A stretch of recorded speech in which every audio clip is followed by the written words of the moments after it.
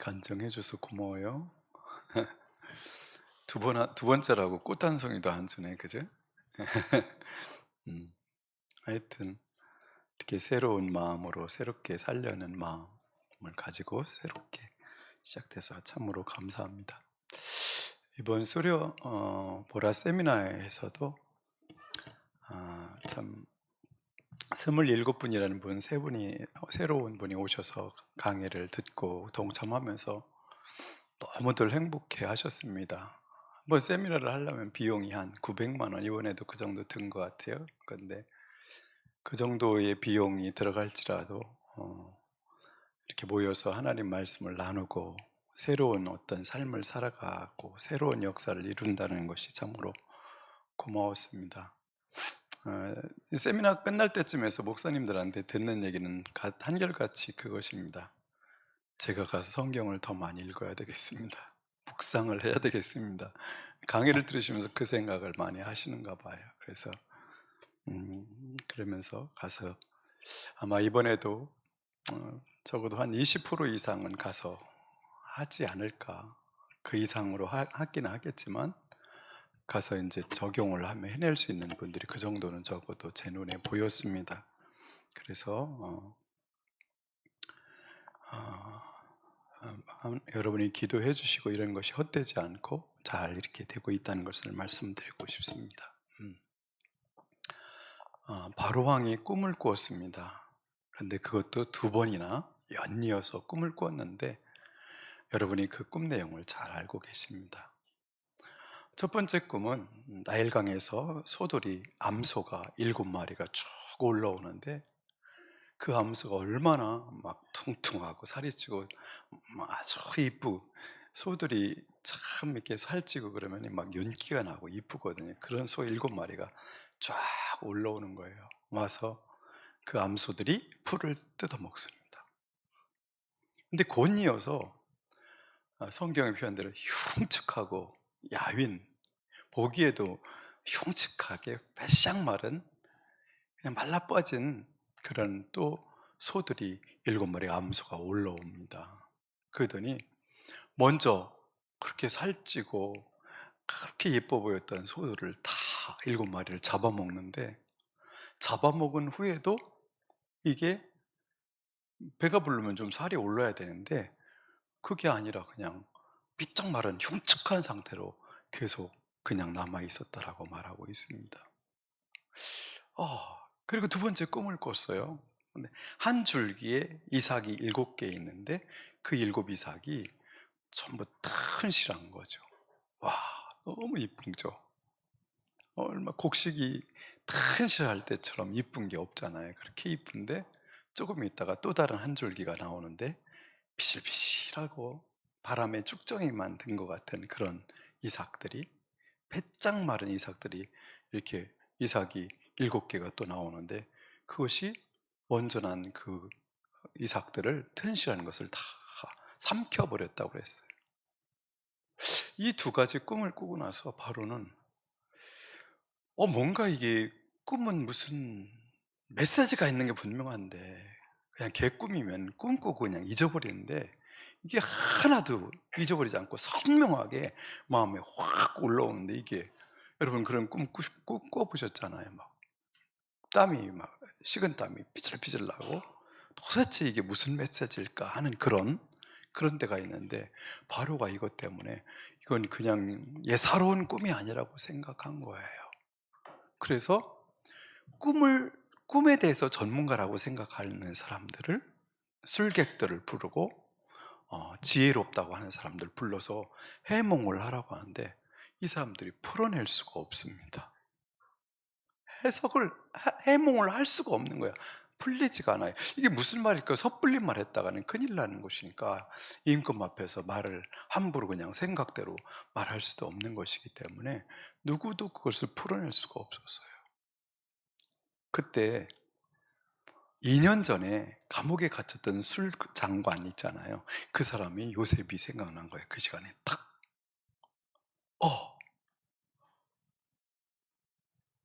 제가 2년 전에 이런 일을 겪었어요.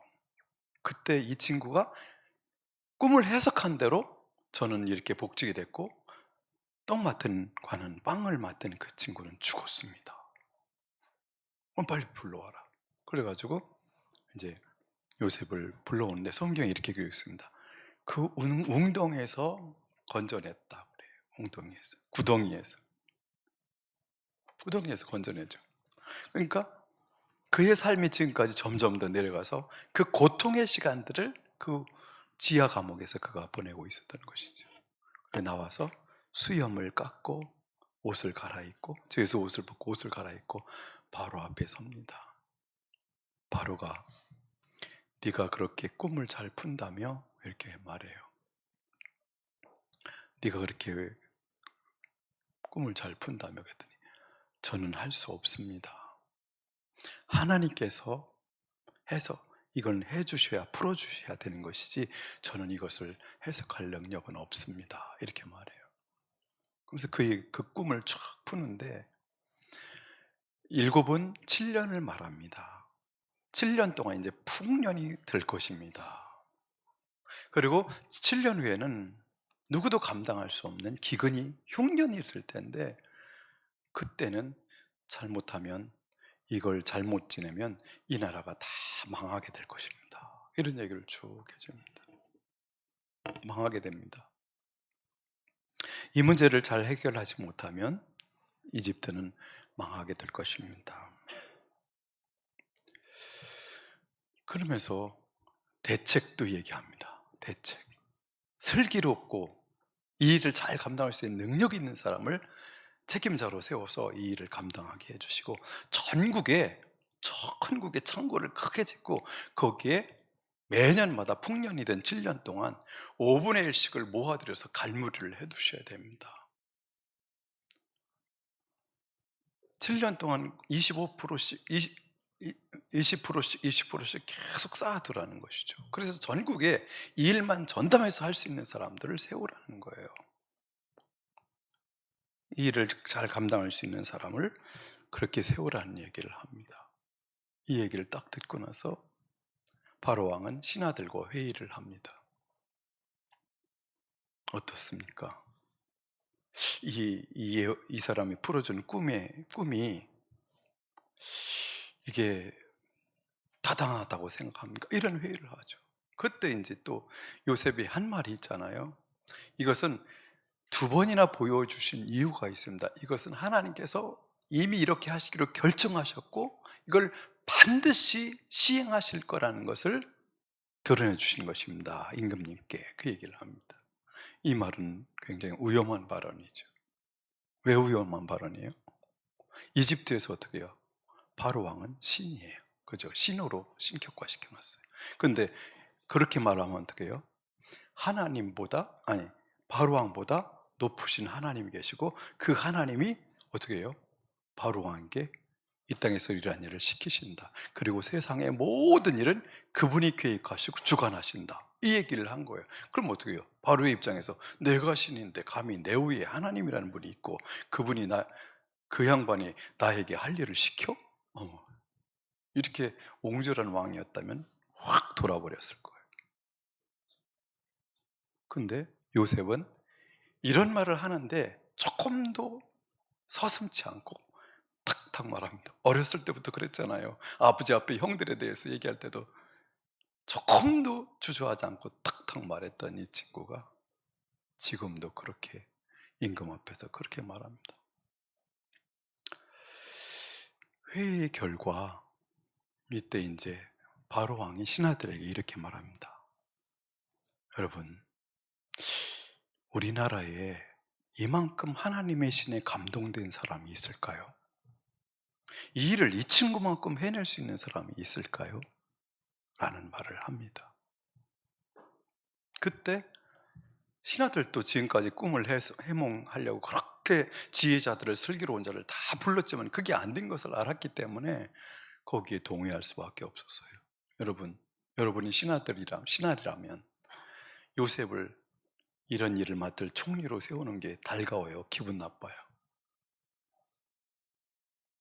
이집트는 그때 최대 강국인데, 그죠? 최대 강국이에요. 그리고 이스라엘 사람들 뭐예요? 히브리 민족이라고, 히브리인들이라고 아주 우습게 낮춰서 버렸어요. 강을 걷는 자들, 떠돌이들, 별 수 없는 자들, 이런 의미가 히브리인이라는 말입니다. 그렇게 별명을 그들에게 붙여줬고 그렇게 불렀었습니다. 그 사람들은. 근데 히브리인, 그것도 노예, 그것도 죄수에게 총리의 일을 맡긴다? 여러분, 바로 왕의 마음이 정말 그 백성을 사랑하는 마음이 없었다면, 그리고 그 꿈이 강렬하지 않았다면 바로 왕도 노예 출신 히브리인 그리고 죄수에게 총리의 일을 맡기지 못했을 거예요. 그런데 그 신하들도 다 동의를 했고, 그래서 그를 총리로 세웁니다. 그 옷을 벗기고 죄수의 옷 벗었죠. 그가 입고 온 옷도 벗기고 그에게 총리의 옷, 모시 옷을, 세마포 옷을 쫙 입힙니다. 아마 모세에 가장 어울리는 옷이 아닐까 싶어요. 고운 모시 옷을 입힙니다. 그리고 자기가 끼고 있던 인장 반지를 딱 빼서 요셉에게 끼워줍니다. 이 인장 반지가 어떤 반지인지 알죠? 그죠? 이것은 결제하는 반지, 결제. 모든 공문을 띄울 때 결제하는 반지예요. 이 결제하는 반지를 요셉에게 끼워주는 거예요. 그리고 버금수레에 태우고, 그리고 그에게 모든 권세와 권한을 다 부여합니다. 이집트에서 너의 말에게 불순종하는 사람, 말을 듣지 않은 사람은 한 사람도 없을 것이다. 그 사람들은 전부 죽임을 당할 것이다 라는 어마어마한 권세를 그에게 부여합니다.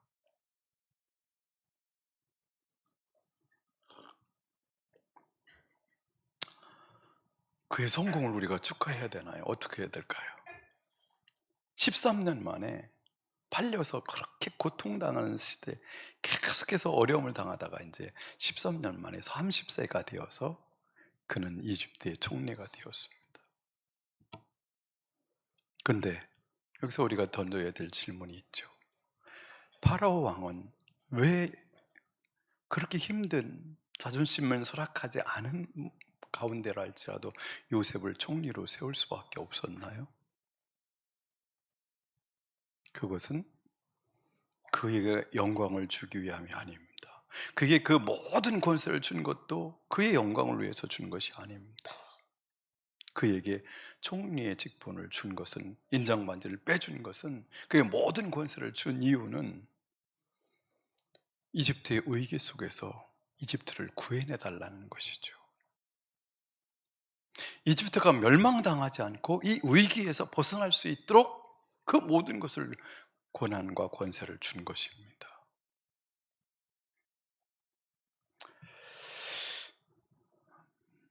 하나님은 그를 이집트의 총리로 세우신 목적이 뭔가요?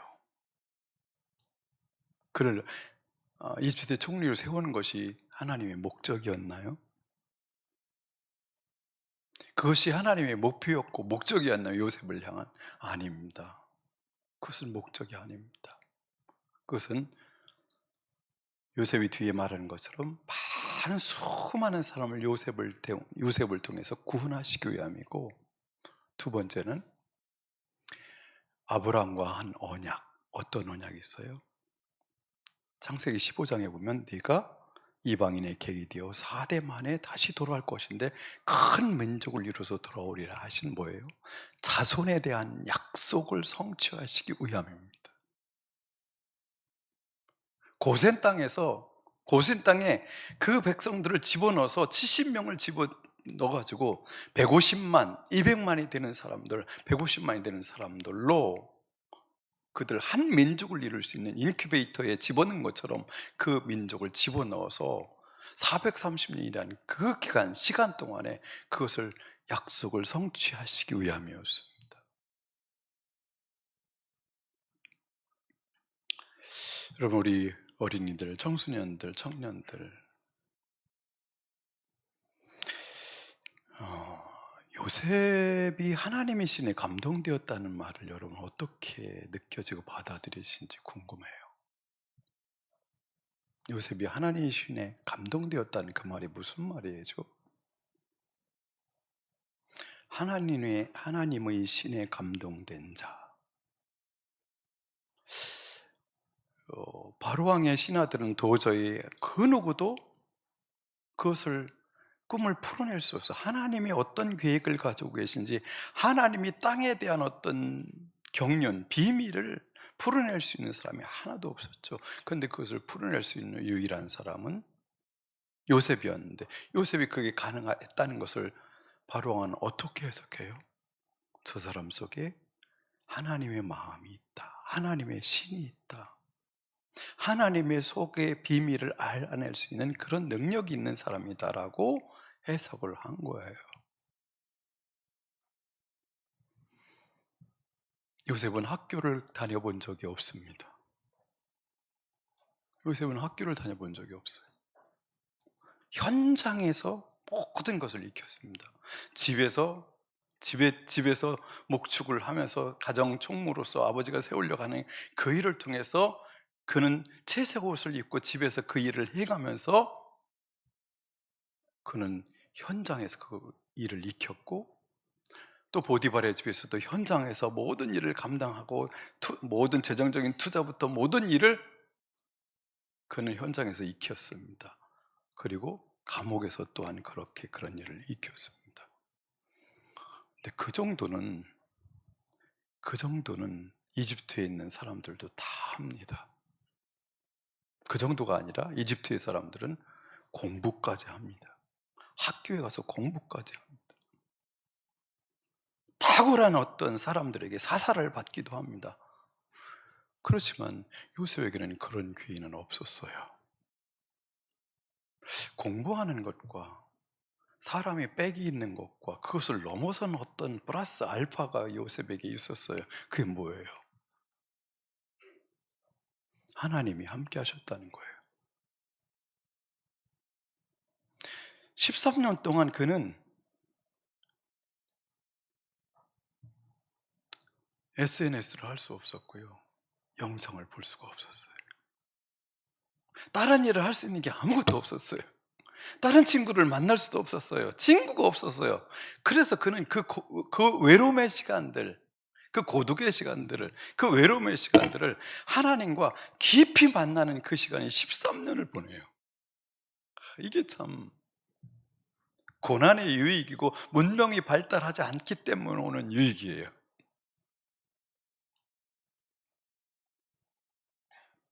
그 고통의 세월들을 보냈기 때문에 얻을 수 있는 유익이에요. 그는 거기서 하나님께 기도하면서 어떻게 재정을 투자해야 될지, 어떻게 살림을 해야 될지 이런 것들을 계속 물으면서 하나님께서 함께 하시는 대로, 사인을 주시는 대로 그것을 익혔어요. 13년이 지난 지금 그는 어떤 사람이 됐어요? 하나님과 너무 가까워졌어요. 하나님과 친해졌어요. 하나님의 신에 감동된 사람이 됐어요. 그때가 될 때 하나님은 그에게 세마포 옷을 입히셨습니다.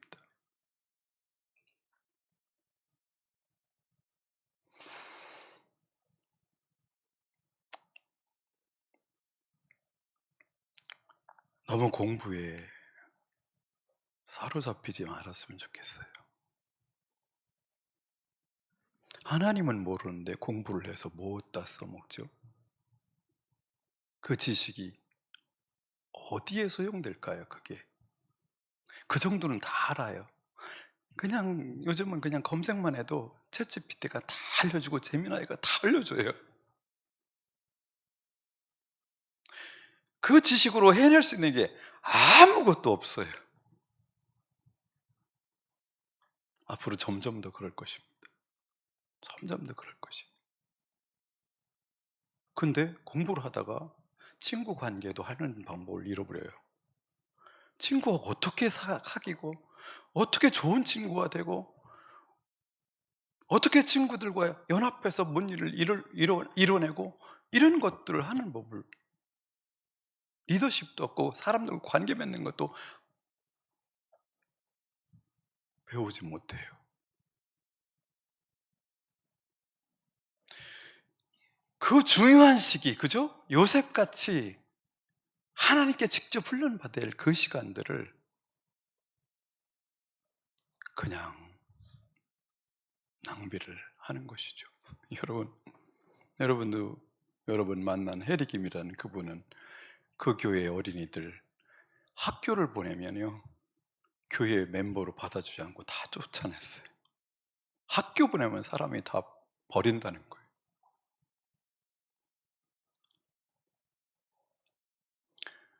뭐 우리가 그걸 따라갈 수는 없겠죠. 그 사람의 어떤 수준을 알지도 못하고 어떻게 해야 될지 뭐 감도 안 잡히니까. 근데 여러분, 우리 어린이들, 청소년들, 청년들, 하나님이 누구신지 얼만큼 알고 있는지요? 하나님이 함께 하시는 걸 어떻게 경험하고 살고 계신지요? 하나님이 이 시대에서 어떻게 일하고 계시는지, 그것이 분별해낼 수 있는 힘이 속에 있는지요?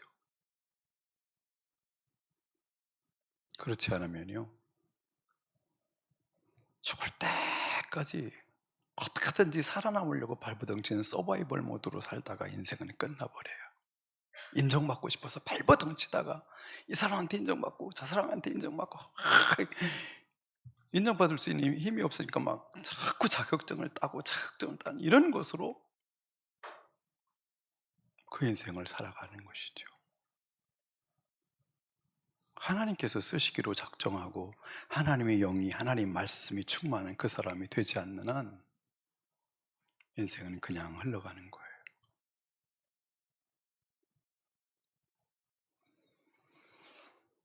여러분, 하나님께 집중하십시오. 하나님께 집중해. 부모님들도 마찬가지요. 부모님들 자녀들 공부하라고 강조하는 것 이상으로 한 번이라도 말씀을 읽게 같이 발버둥 치고 그런 일을 해본 적이 있는지 궁금해요. 예배가 중요한 것을 얼마나 얘기하고 있는지, 성경학교가 왜 중요한지, 그런 시간들을 어떻게 시간을 보내야 되는지.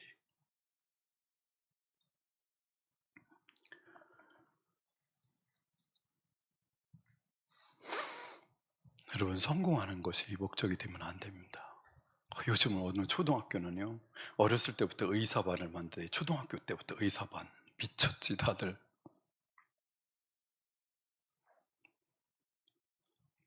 의사가 돼서 뭐 하려고요? 의사가 목표가 돼? 어? 그래가지고 어떻게 한다고? 아들 다 죽어가고 있는데, 딸이 다 죽어가고 있는데, 그 영혼이 죽어가고 있는데.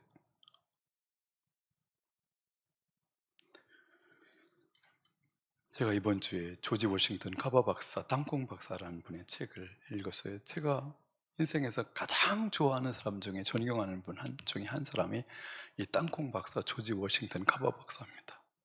제가 한 20, 30년 전엔 이 사람 이야기를 우리 청년들에게 수없이 했을 것 같아요.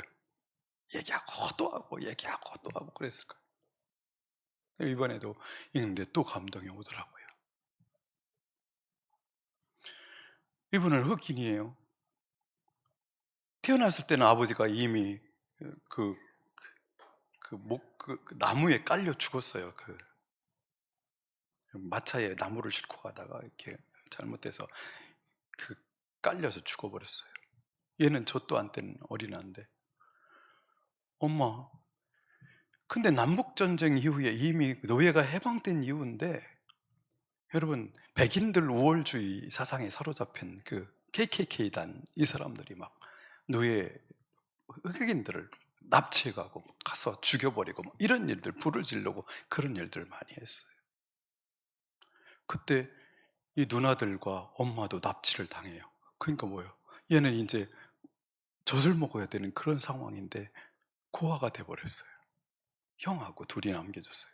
누가? 근데 그 집에 독일계 미국인 모세라는 분이, 모세, 카바 모세라는 분이 그 두 아이를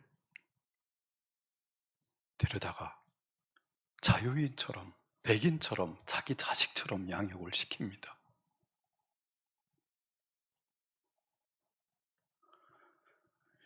근데 얘가 병치레를 너무 안 해요. 너무 몸이 약해. 그래서 형은 모세 아저씨하고 밖에 나가서 일하는데 이 카바는 누구랑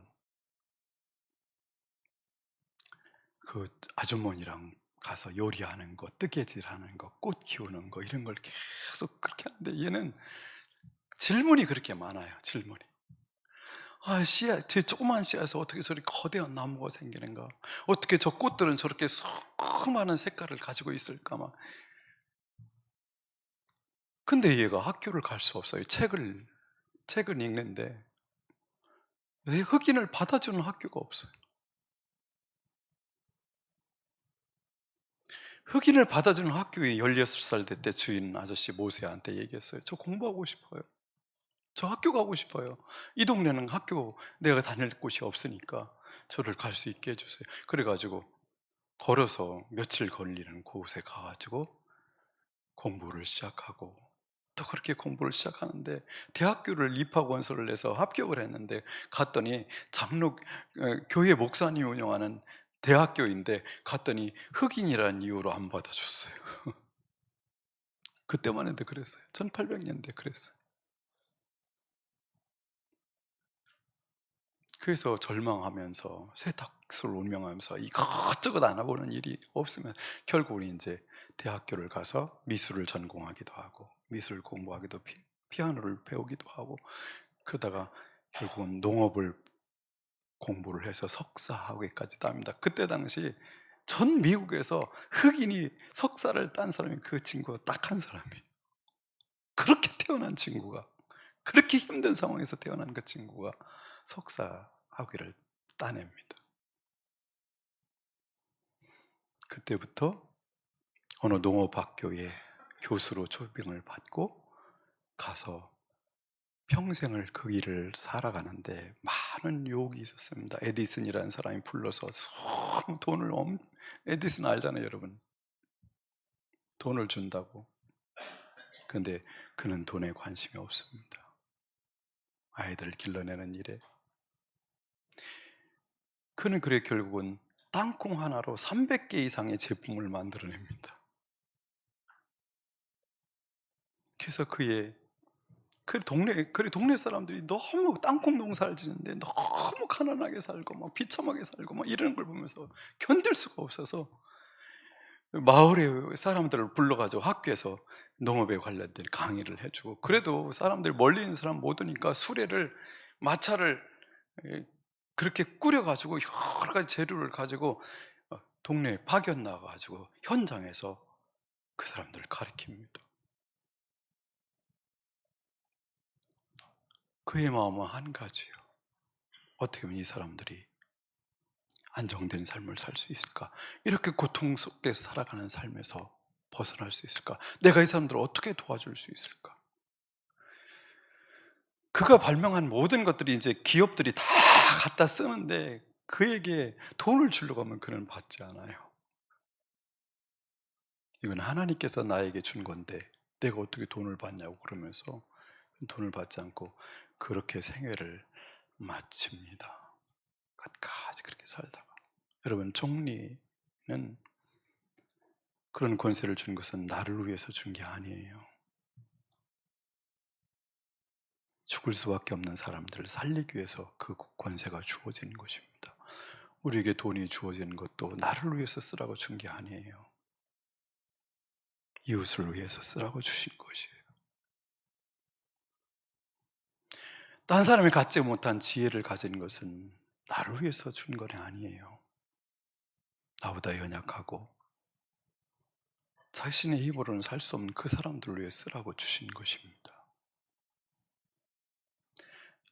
이렇게 요새뿐만 아니라 역사 속에서 수많은 사람들이 하나님의 신에 감동된 하나님 말씀에 감동된 사람들이 역사를 살리고 사람들을 살리고 이곳저곳에서 그 역사를 이루었습니다. 오늘 교티 본문도 바울 사도가 어떻게 사역을 어떤 마음으로 하고 있는지 여러분 읽어보셨죠? 요셉은 하나님께서 강권적으로 끌고 가셨기 때문에 그 일을 했는데, 바울 사도는 하나님을 알았기 때문에, 하나님이 시키는 일이기 때문에 어쩔 수 없이 그 일을 하는데, 그는 돈을 충분히 받고도 사역할 수 있지만 그렇지 않고 일하면서 그의 사역을 하는 이유에 대해서 쭉 밝히고 있습니다. 한 사람이라도 구원하고 싶으니까, 한 사람이라도 더 구원하고 싶어서.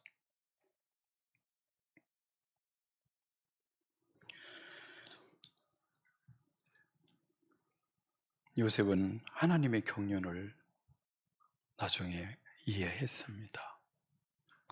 한번 말씀을 한두 군데 볼까요? 45장 5절, 창세기 45장 5절.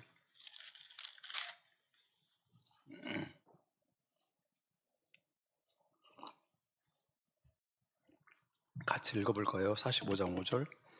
그러나 이제는 걱정하지 마십시오. 자책하지도 마십시오.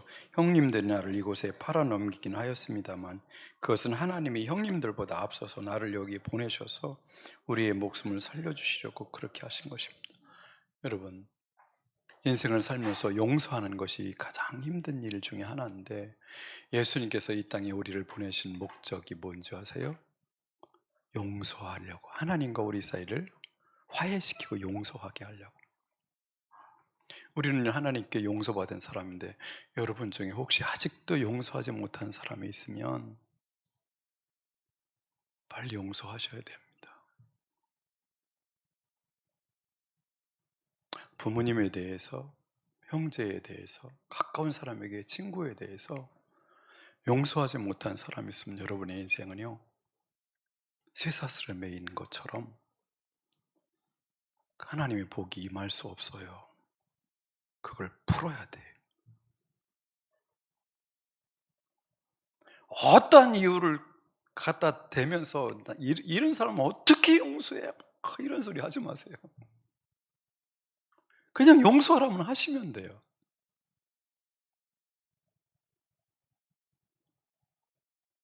이유를 갖다 붙이면 안 돼요. 여러분, 상대방이 어떻게 나오면 내가 용서하겠다 이런 거 안 돼요. 관계를 풀 수 있는 사람은 당한 사람, 피해자가 풀지 않으면 풀리지 않게 돼 있어요. 안 풀립니다. 요셉이 풀지 않으면 그들의 관계는 영원히 풀려. 요셉의 기준에 미칠 만한 형제들이 어디가 있어요? 어떻게? 요셉의 수준에 맞게 그 형들이 변할 수 있을 것 같아요? 그런 일은 절대 일어나지 않습니다. 요셉의 이 문제를 풀지 않으면 풀리지 않아요. 여러분, 평안하고 행복하게 하나님의 복을 누리며 살고 싶습니까? 용서하십시오. 용서하셔야 돼요. 맡긴 것이 하나도 없도록 가장 크게 맡고 있는 것은 용서하지 못함입니다. 이 문제를 푸셔야 됩니다. 그때 하나님의 복이 여러분의 집에 임하기 시작할 거예요. 여러분의 삶에. 50장에서도 그는 뭐라고 고백하죠? 50장 19절에서 21절 다시 한번 보실까요? 요셉이 그들에게 말하였다. 두려워하지 마십시오. 내가 하나님을 대신하기로 하겠습니까? 형님들은 나를 해치려고 하였지만 하나님은 오히려 그것을 선하게 바꾸셔서 오늘과 같이 수많은 사람의 생명을 구원하셨습니다. 그러니 형님들은 두려워하지 마십시오. 내가 형님들을 모시고 형님들이 자식들을 돌보겠습니다. 이렇게 요셉은 그들을 간곡한 말로 위로했다 그랬어요. 여러분, 요셉같이 그 영상이 지워지지 않는 그 고통이 있을까요? 형들이 그렇게 분노의 눈으로, 무서운 눈으로, 살인자의 눈으로 자기를 웅덩이에 옷을 벗겨서 던지는 그 장면, 살려달라고 그렇게 애걸복걸하는데 웅덩이에 던져버리는 그들, 그리고 그를 발궈벗겨서 노예로 팔아버리는 형들의 그 영상이 지워질 수 있을까요? 그때 그들이 뱉어낸 말들이 지워질 수 있을까요? 그건 불가능한 일이에요. 안 지워집니다. 지워질 수가 없습니다. 그렇지만 그는 알았어요. 하나님의 더 크신 뜻을 알았어요. 여러분, 용서하시려면 용서해야 할 대상에 대해서 묵상을 하셔야 됩니다. 그가 어렸을 때 살아왔던 삶의 배경이 어떠한지, 어떤 부모 밑에서 살았는지, 어떤 사람들을 통해서 상처를 받고 고통당하며 살아왔는지, 그걸 다 묵상하셔야 돼요.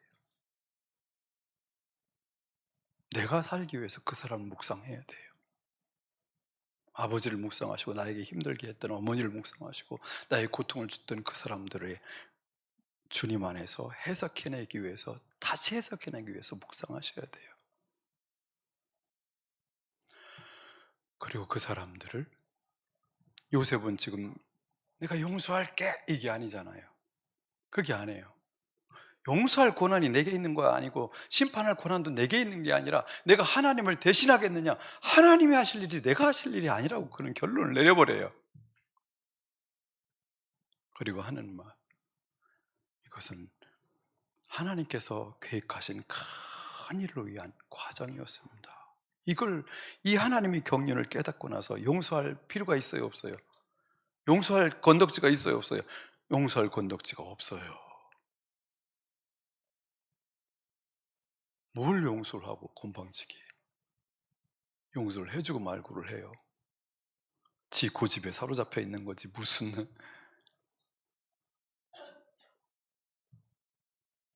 용서할 게 없어요. 사실은 풀으셔야 됩니다. 풀으셔야 돼요. 어떻게까지 했어요? 간곡히 그들이 그럴 마음 갖지 않도록 간곡히. 그러면서 어떻게 해요? 형님들을 제가 섬기겠습니다. 필요를 채우겠습니다. 조카들을 제가 다 책임지겠습니다. 걱정하지 마세요. 이라고 관계를 풀었습니다. 형님들은 여기서 자유함을 받았는지 못했는지 그것은 그들의 몫이죠. 요셉의 마음을 믿지 못하면 자유함을 받지 못하는 거고 요셉과의 거리를 좁힐 수가 없겠죠. 근데 그 마음을 진심으로 받아들였다면 그들도 자유함을 얻었을 것입니다. 그리고 마지막으로 요셉은 하나님의 아브라함과 하신 언약을 그는 확실하게 이해하고 있었습니다. 50장 한 군데 보고 마치겠습니다. 28절에 같이 읽을까요? 50장 24절이죠. 8절이 아니라. 같이요. 요셉이 자기 친족들에게 말하였다. 나는 곧 죽는다. 그러나 하나님께서 반드시 너희를 돌보시고 너희를 이 땅에서 인도해 내셔서 아브라함과 이삭과 야곱에게 맹세하신 땅에 이르게 하실 것이다. 어떤 언약을 믿고 있어요? 땅을 주시겠다는 언약을 믿고 있어요. 그래서 그도 그 땅에서 묻히기를 바라지 않고 그의 뼈를 갖고 올라가 달라고. 그는 야곱의 장례를 어디서 치렀어요? 이집트에서 안 치르고 가나안 땅, 약속의 땅에 가서 치렀어요.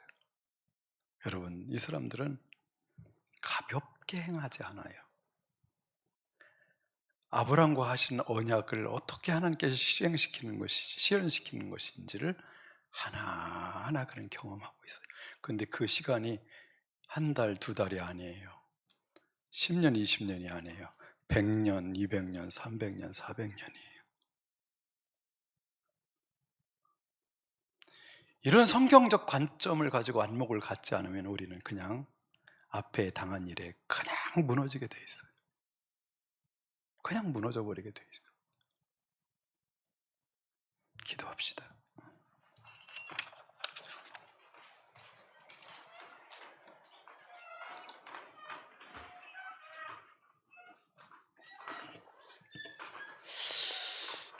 첫째로 우리 자녀들, 청소년들, 청년들을 위해서 우리는 거기까지 못 갈지 모르니까 하나님의 신이 감동된 사람들로 성장하게 해주셔서 이 나라를 구하고 세상을 구할 수 있는 요셉처럼 사용해 달라고 기도해 주시고, 두 번째로 조지 워싱턴 카바 박사처럼 요셉처럼 나를 위해서 살지 않고 세상을 위해서, 나보다 연약하고 힘든 사람들 위해서 어떻게 내 인생을 살아갈까를 위해 기도하시겠습니다. 그리고 마지막에 하나님의 언약을 난 얼만큼 믿고 있는지, 나는 그 언약을 붙들고 살아가고 있는지, 나는 용서할 수 있는지, 용서할 사람이 있다면, 아직 풀지 못한 사람이 있다면 그 사람을 얼굴을 떠올리면서 기도하겠습니다. 기도합니다.